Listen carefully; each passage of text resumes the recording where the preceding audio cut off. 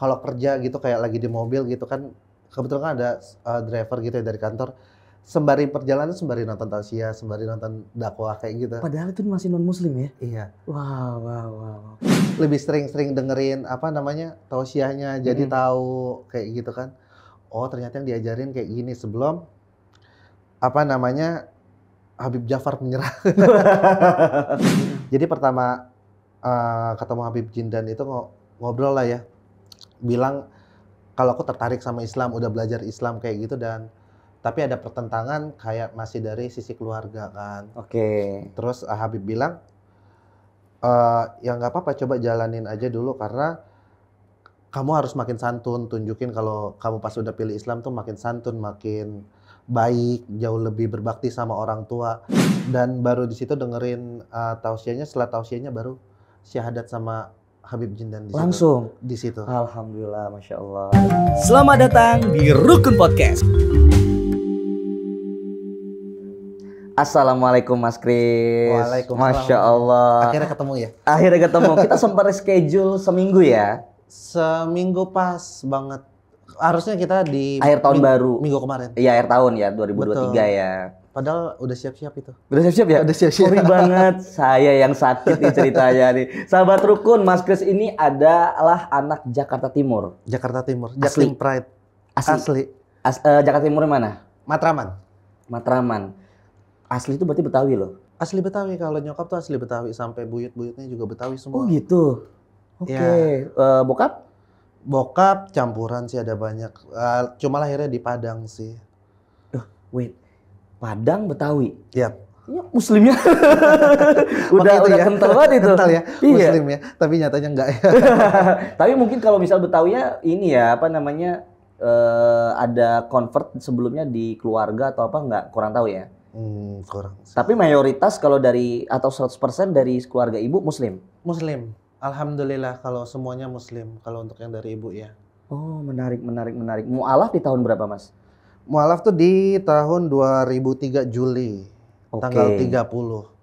6 bulan 7 bulanan ya. 6 bulan ya, setengah tahun. Insya Allah tetap istiqomah. Istiqomah alhamdulillah dan seorang muslim tentunya karena mualaf kan di awal aja ya. Apalagi nih kalau kita nanti bisa cross check bertanya adalah seorang murid habaib nih Masya Allah nih. Tapi boleh ceritakan dulu sebenarnya kan di 2023 itu kan syahadat ya. Syahadatnya sama Habib Jindan. Sama Habib Jindan, bin Masya Salim. Allah. Pertanyaannya ini, waktu mengenal Islamnya itu kan harusnya dari kecil di Jakarta gitu kan, sebagai orang yang non-Muslim, itu apakah memang sudah tertarik atau justru punya pandangan yang berbeda?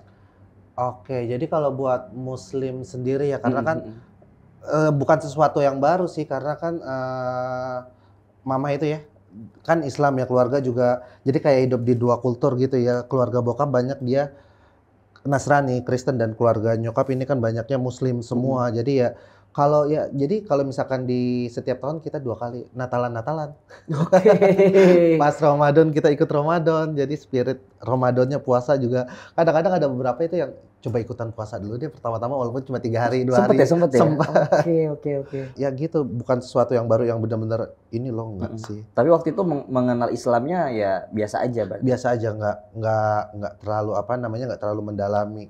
Justru kalau dibilang pas mendalaminya itu karena itu dia dulu keras sama Islam. Merasa Islam itu keras? Keras. Keras gimana maksudnya? Jadi kalau misalkan kita sering-sering lihat ya Islam-Islam yang banyak dikemukain ditimbulin itu kan justru yang kalau kita bisa lihat Islamnya yang sering-sering demo, sering caci maki ya, kalau nggak sesuai sama nggak sesuai pandangan dia lebih anarkis sebenarnya kan. Jadi itu sih yang trigger buat masa Islam kayak gini sih, katanya kan Islam itu rahmatan lil alamin ya. Oke, rahmatan lil alamin ini yang mana nih? Betul. Gitu berarti pertanyaannya ya. Oke. Nah, berarti kan secara tidak langsung konotasinya negatif nih berarti kan. Berarti berobservasi habis itu. Iya, jadi berobservasi di situ. Jadi cari tahu ini Islam kayak gini atau enggak, karena kan banyak, karena saya ini kan nggak pernah tahu dari baca Al-Quran nggak bisa, sholat nggak bisa, pasti kan otomatis kayak saya dulu ya, saya cuma ngeliat dari apa yang ditampilin, apa yang kemukakan kan nggak mungkin cari tahu di Al-Qur'an apa nggak bisa baca. Iyalah, kan memang bukan Jadi keyakinannya kan. Iya, jadi kita nilainya itu dari dari apa yang ditunjukin kan. Jadi cari-cari itu semakin jadi dulu tuh gitu. Jadi ada yang demo, ada yang ini terus dia pakai atribut Islam, Muslim segala. Oh iya bener nih, berarti emang dia kayak gini, kayak gitu kan. Oke. Dia rusak-rusak ini. Adapun bukan sama yang lain keyakinan sama dia, kadang-kadang juga kalau kita lihat-lihat di berita sesama Muslim, sesama mereka nggak sesuai pun mereka berantem gitu kan. Tapi kan waktu itu kebetulan dapat konsumsinya ya yang negatif-negatif aja didapatnya kan.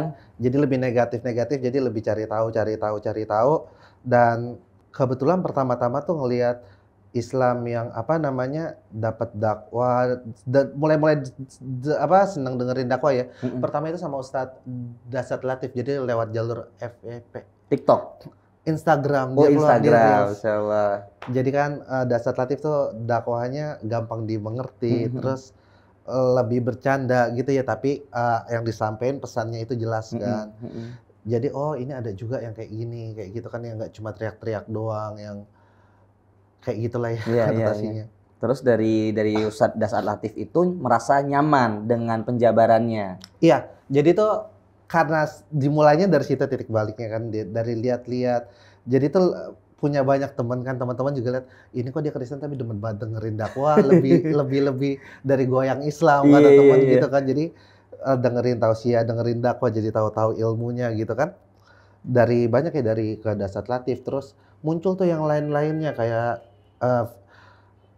video-video Gus Miftah ataupun dari Ustadz Yusuf Mansur kayak gitu, masih ikutin aja. Jadi kalau misalkan kalau kerja gitu kayak lagi di mobil gitu kan, kebetulan kan ada driver gitu ya dari kantor, sembari perjalanan sembari nonton tausiah, sembari nonton dakwah kayak gitu. Padahal itu masih non muslim ya? Iya. Wow. Artinya ini kan langkahnya udah lebih maju lagi nih kan. Pertama merasa minus nih Islam seperti ini. Kedua akhirnya memahami oh ternyata Islam tidak seperti yang saya pikirkan sebelumnya. Tiba-tiba jadi nyaman gitu kan. Jadi waktu itu tuh sering-sering lihat tausiah, sering lihat dakwah. Jadi pemikirannya kita ngelihatnya universal aja. Oke. Tapi konten yang ditonton tuh apa? Masalah kenyamanan itu konten apa yang dikonsumsi, apa tentang ceramah apa? Ceramah apa aja. Jadi kalau tausiah yang keluar apa aja. Dan misalkan memang yang semuanya nggak sesuai sama keinginan, tapi lebih banyak yang bagusnya sih, ternyata ini yang diajarin. Ternyata Islam tuh ngajarin kita misal sama orang tua gimana, sama akhlak ya, lebih ke akhlaknya. Betul, lebih sering muncul tuh yang lebih gimana sikap Islam, akhlaknya kayak gitu sih. Nah dari Dasat Latif kemudian eksplor ke para asatidz yang ada di media sosial, eksplor jadi semua. Jadi tuh kayak algoritmanya itu tuh keluarnya kayak gitu kan. Iya kan, mau nggak mau kan. Lebih seringnya kayak gitu, jadi lebih sering dengerin tausiahnya, jadi tahu kayak gitu kan. Oh ternyata yang diajarin kayak gini, sebelum Habib Ja'far menyerah.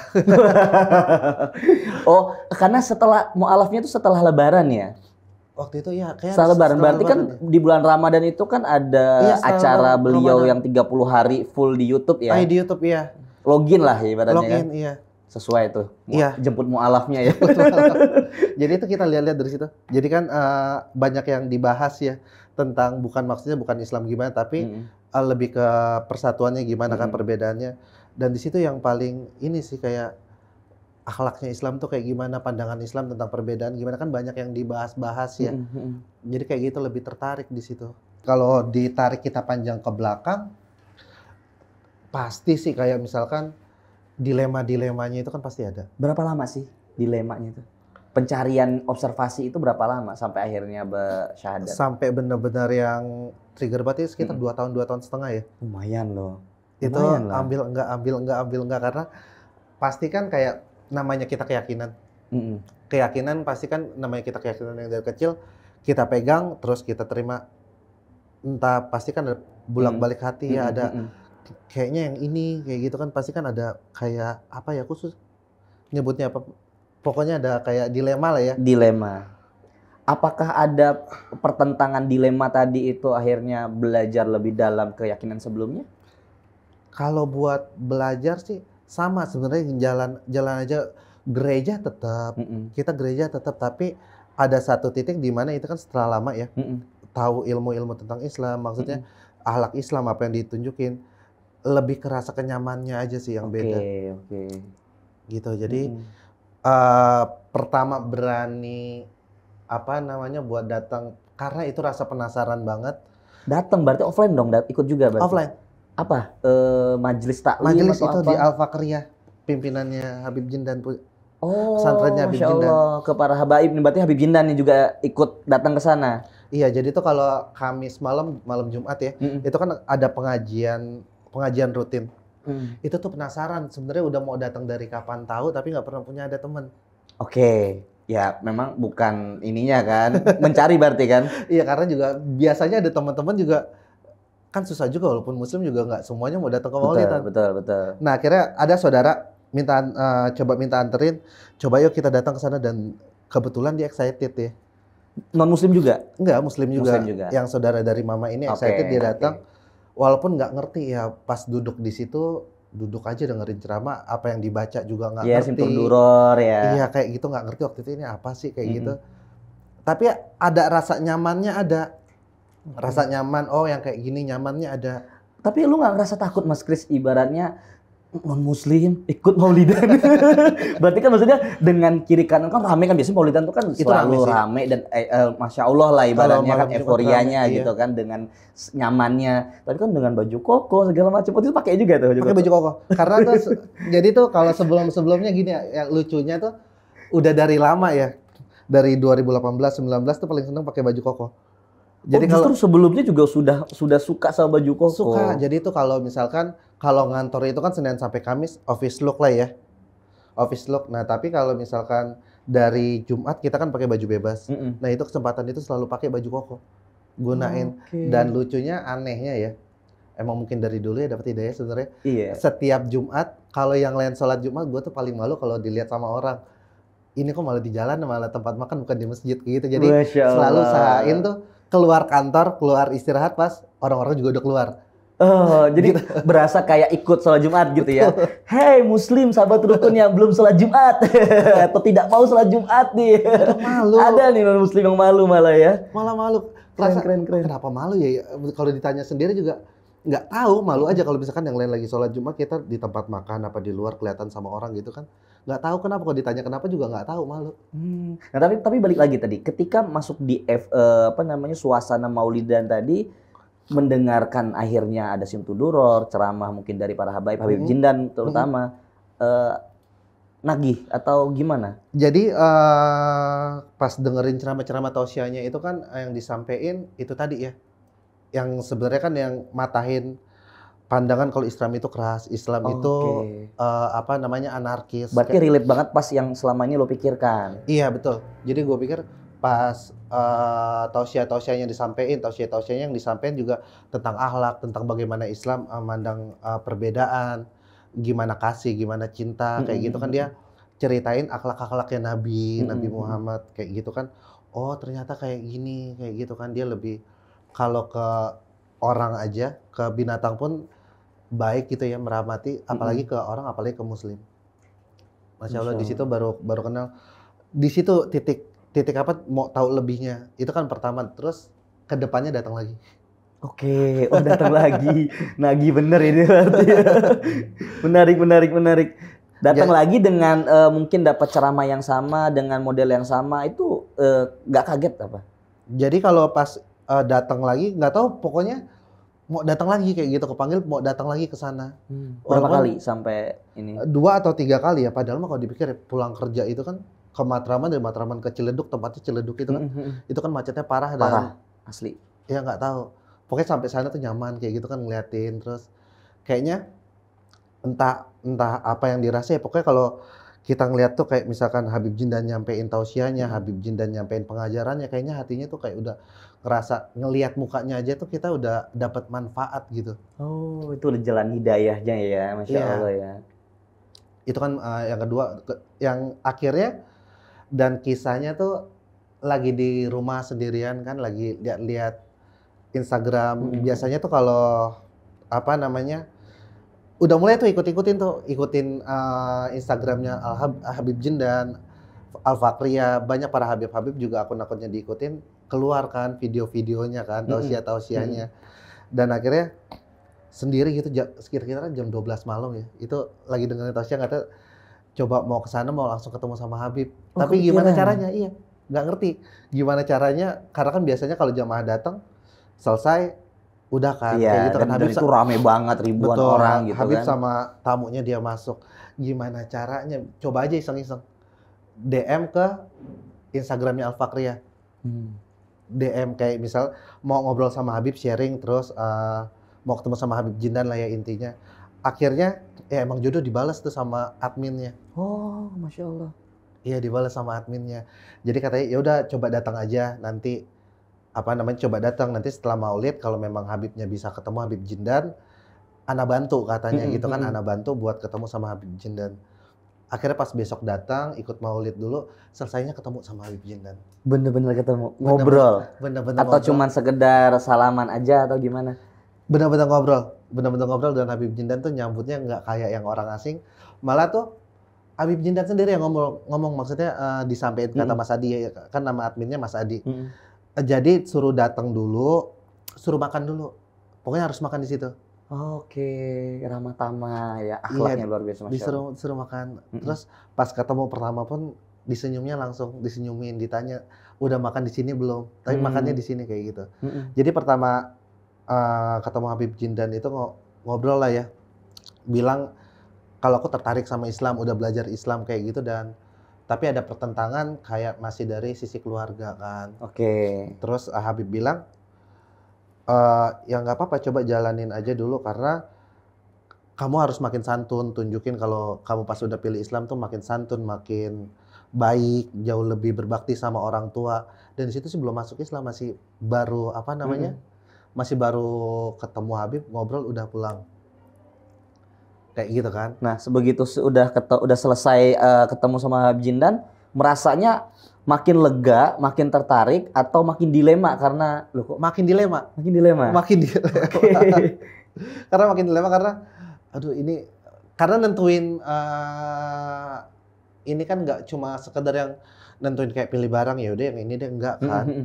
Bener-bener yang harus klik kayak gitu. Dan akhirnya itu kalau nggak salah malam Jumat ya, selesai dari Maulid, pas rauhannya datang Minggu. Kalau di Al Fakhriyah itu kan Minggu kan ada rauhah ya, jadi mungkin kayak seperti majelis taklim gitu. Betul, ya, belajar gitu. Betul, itu kan dibuka buat umum. Jadi dari Jumat ke Minggu tuh mikir aja, kayak geterannya tuh semakin buat oh ini oke.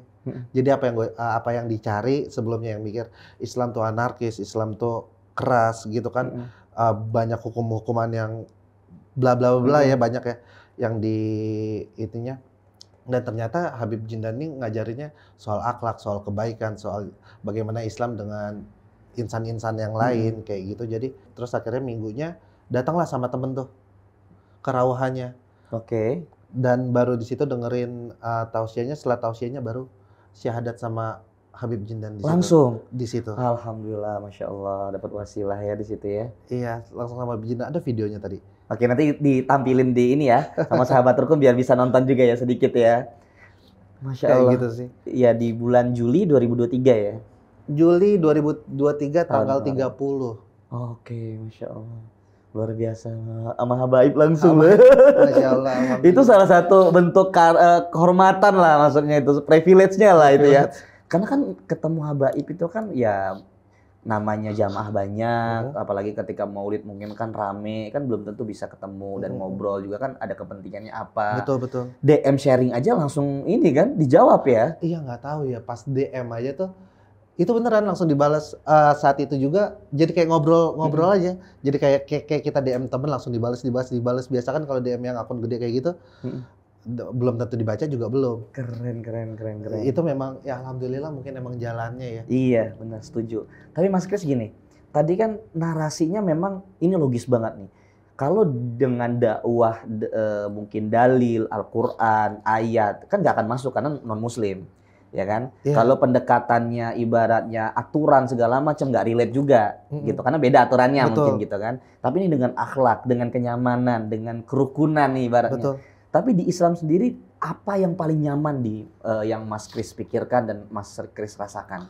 Kenyamanannya ternyata kalau dari Islam ya, ketika perbedaannya aja deh dari yang sebelumnya, yang sekarang. Kalau yang sekarang tuh kayak hidupnya lebih teratur aja, kayak gitu. Jadi apa yang nggak boleh, apa yang enggak tuh lebih teratur, walaupun ya memang masih tetap istiqomah buat kita istiqomah buat yang apa sih yang nggak boleh, kita harus ngelawan yang hal-hal yang sebelumnya kita kan sering ngelakuin tapi yang sekarang nggak boleh. Nah, nyamannya itu ya itu dia, kita kayak lebih ngerasa lebih dekat.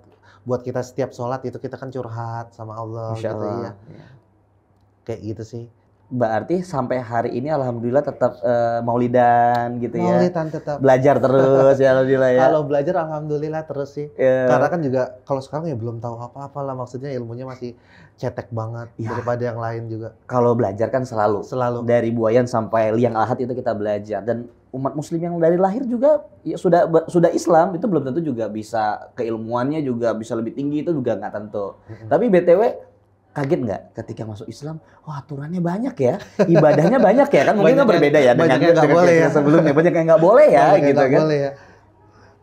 Sebenarnya kalau alhamdulillah sebelumnya kalau misalkan Islam itu ibadahnya banyak 5 kali sehari. Iya. Yang satu jam 4 lagi, enak tidur tuh. Subuhannya ya. Subuhannya jam 4 itu. Karena sebenarnya nggak kaget karena kan sebelumnya kan udah tahu.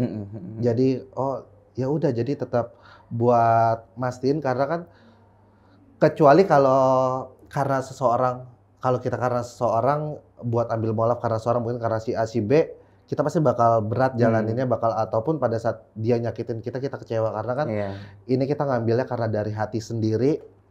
Jadi buat jalaninnya ya have fun sih. Seneng. Alhamdulillah loh, sholat subuh have fun gitu. Alhamdulillah. Tapi itu menarik banget. Nah, ibadah sholat, puasa. Tadi kan udah nyoba 3 hari ya? Iya. Belum ya? Insya Allah ini ya, dalam waktu dekat ya, bulan Maret ya. Kalau yang sebelumnya kan nyoba kayak coba mau nyobain spirit Ramadan gimana, coba puasa sehari 2 hari 3 hari ya oke sih ya, dari dari imsak sampai maghrib oke sih ya, tapi kalau yang full sebulan belum. Iyalah kan juga belum dapat pahalanya ya. Dan ketika sudah belajar ibadah sholat 5 waktu, kemudian puasa insya Allah nih ya. Iya. Sama baca Al-Quran nih, huruf hijaiyah nih, gimana? Apakah ada kesulitan? Karena kan butuh prosesnya cukup luar biasa sih itu.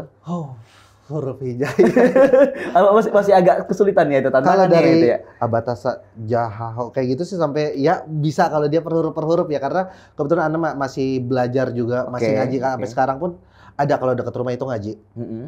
Tapi kalau misalkan huruf hijaiyah itu baca dari A sampai Ya, kalau cuma suruh tunjuk-tunjuk huruf bisa. Tapi kalau mereka udah digabungin itu yang jadi tantangannya sih.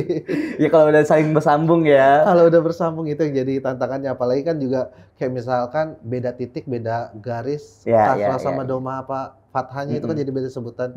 Ya ibaratnya tempat keluar huruf, makhorijal hurufnya itu juga kan pasti ada sesuatu yang khas gitu kan. Nah itu sempet tuh nanya juga, suruh belajar kan. Belajar aja dulu kayak gitu. Nah nanti kalaupun sholat pada saat pembacanya udah baca aja sebisa mungkin. Salah makrot ya nggak apa-apa, itu terus belajar pelan-pelan. Kata Habib Jindan juga kayak gitu. Ya proses. Iya, yang lucu pertama tuh waktu pertama kali pas mualaf itu kan memang Habib anak nggak bisa sholat, bacanya juga nggak tahu. Kayak gitu, tapi kata Habibnya ya sholat aja sambil belajar pelan-pelan, bisa Bismillahirrahmanirrahim, bisa itu aja diulang sampai 10 kali kayak gitu sama Jadi itu pertama-tama pas masuk, karena di kantor kan jadi suka-suka tarik satpam gitu kan. Misal satpam udah masuk waktu ajan, udah sholat belum, yaudah ayo sholat jadi imam gitu, ngikutin aja ya. Masya Allah, luar biasa. Tapi memang Mas Kris harus tetap semangat, karena proses belajar itu tidak berpatokan sama berapa lama dia sudah berislam dan berapa lama atau dia baru ternyata dia baru mualaf berarti agamanya cetek, enggak juga gitu sih. Semua tergantung bagaimana istiqomah kita dalam belajar gitu kan, dan mendapatkan ilmu gitu. Dan lebih yang sebenarnya jadi tantangannya yang terus dipelajarin, karena nggak nyangka juga ya bisa sampai di titik ini ya. Kalau Masya Allah, saya juga kaget, maksudnya dari yang sebelumnya tuh sebelum kenal ke sini ya, itu tuh kayak biasa lah anak muda yang nakalnya segimana Jakarta sih. ya, Jakarta lagi. anak ibu kota ya. Senoparty. Wah, mana gitu nih kan. anak Senopartynya? Masya Allah deh. Sebetulnya kayak gitu, kayak misalkan keluar malam, pulangnya pagi, terus kayak nggak tentu arah aja kayak gitu kan, terus sampai dapat yang trigger kayak gini, sampai bener-bener mau apa sih, sampai kedepannya mau apa lagi yang dicari gitu kan. Jadi ya tantangannya sebenarnya ngelawan itu sih, dari yang kebiasaan yang lama udah bertahun-tahun, kita coba di sini kan ada aturan-aturan yang memang yang bener-bener boleh, bener-bener nggak boleh gitu kan, yang dilarang sama yang nggak dilarang. Jadi coba tetap istiqomahin diri aja buat tetap menjalanin hal-hal yang positif lah.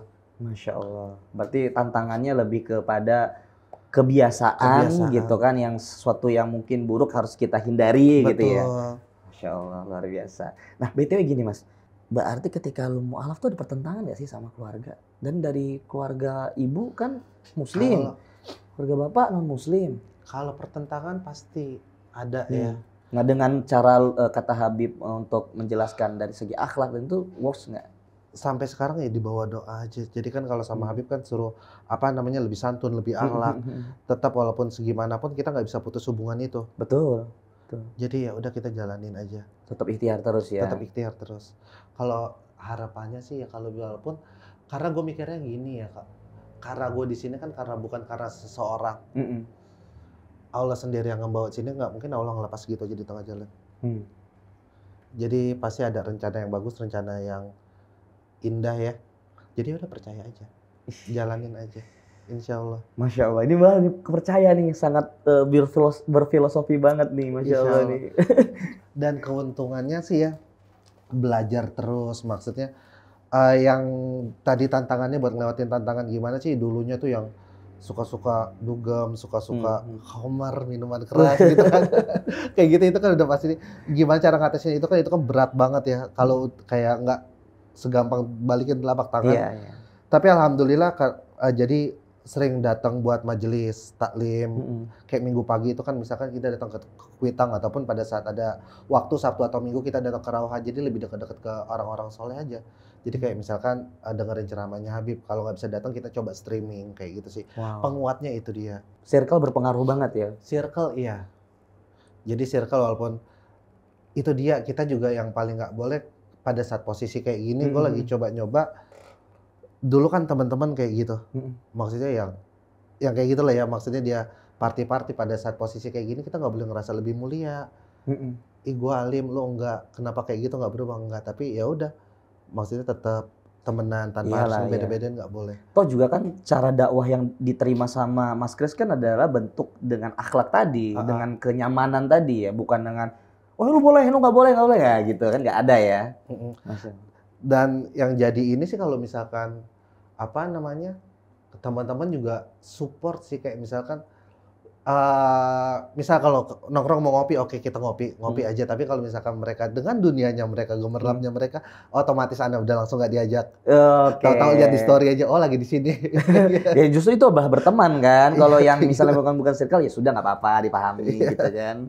Masya Allah. Nah tapi Mas Kris begini, pertanyaan lagi yang menariknya. Sorry ya. Iya, sambil ngopi dong kan depan rumah. Masya Allah. Rumah rukun. Nah gimana? Mas Kris kan ibaratnya lagi belajar Islam. Nah, ketika masuk di Islam dengan ibadah dan kesibukan cara belajarnya, dipertemukan dengan, oh ternyata ada perbedaan pandangan nih, gitu kan. Apalagi kalau misalnya Mas Kris tadi di habaib gitu kan, itu gimana cara untuk bisa tetap istiqomah atau nggak kaget atau nggak bingung? Sebenarnya ini gue harus belajar dari mana sih gitu kan? Atau seperti apa sih gitu? Jadi kalau misalkan yang tadi ya perbandingan apa namanya? Perbedaan pandangan. Perbedaan, perdebatan. Kalau yang sekarang kan kalau kita lihat itu kan cukup panas tuh di medsos tuh kan. Bid'ah lah. Ya mungkin ada perbedaannya itulah segala macam iya. Walaupun memang belum cukup ilmu buat ngebahas sampai sedalam itu, sampai sejauh itu. Tapi pegangannya selama dia ngajarinnya kebaikan, selama dia ngajarinnya akhlak yang baik, buat menghargai yang lain kayak gitu, dan apa yang diucapin sama yang dilakuinnya pun sama, ya udah pegang itu dia. Dan tetap menghargai bagaimana cara berhijrah orang ya. Iya. Jadi ataupun kalau ada yang lain-lain apalah yang perbedaan, oh ya udah itu berarti memang ya udah terserah itu kan dia. Keren, Masya Allah. Nah nih, boleh kasih saran sama sahabat rukun, saran nih ya. Mungkin ada sahabat rukun, kan kita juga banyak yang non muslim juga menonton. Mungkin ada ragu-ragu atau khawatir, pengen login juga mungkin kan, atau ada kendala-kendala yang relate sama Mas Kris, tapi akhirnya Mas Kris berani melangkah. Nah, dia nih pengen didorong dulu nih sama Mas Kris. Boleh dikasih sarannya nih? Datang aja dulu, maju dulu.